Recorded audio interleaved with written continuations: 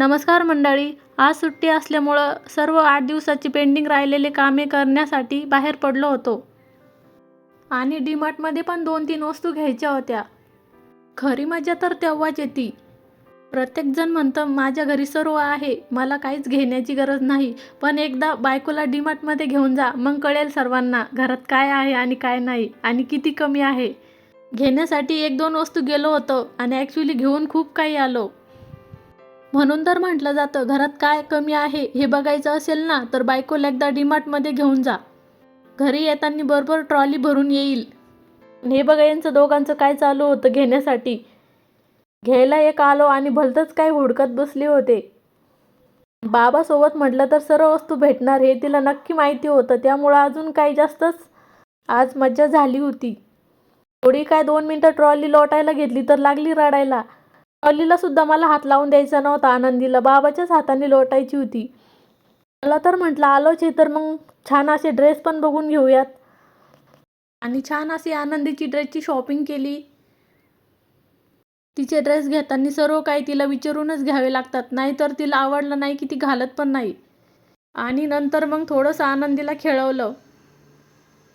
आणि मॉल म्हटलं तर खेळालेच. छान असं थोडंसं जंपिंग खेळली आणि नंतर तिची फेवरेट बाईक ती पण खेळून घेतली. आनंदी छोटी आहे तिचं ठीक आहे, पण तिचे बाबा पण तिच्याबरोबर छोटे होऊन जातात प्रत्येक वेळेस खेळण्यासाठी. खेळून झाल्यानंतर तिने गाडी पण खेळण्यासाठी घेतली. मॉलमध्ये गेलो आणि बाईक गाडी खेळली नाही असं कधी होणारच नाही. आणि तिला स्वतः चालू करायची असती सर्व काही आणि खेळायचं असतं. आणि खूप छान चालवली तिने बाईक.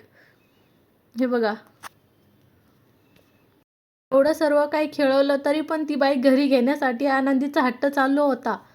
आणि तिला कसंबसं समजून निघालं मग पेटपूजा करण्यासाठी. एवढं फिरलो म्हटल्यावर भूक तर लागणारच आणि सँडविच आणि मोमोज ऑर्डर केले आणि पेटपूजा करून घेतली.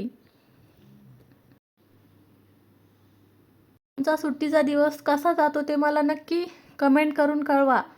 आणि चॅनलला लाईक, शेअर, सबस्क्राईब करा. पेटपूजा झाल्यानंतर आम्ही गेलो नंतर खाल्लेलं जिरवण्यासाठी. हे बघा. आणि आनंदीचा हा फेवरेट गेम आहे. बाबांनी एवढं काही खेळवलं म्हटल्यावर लाड तर होणारच.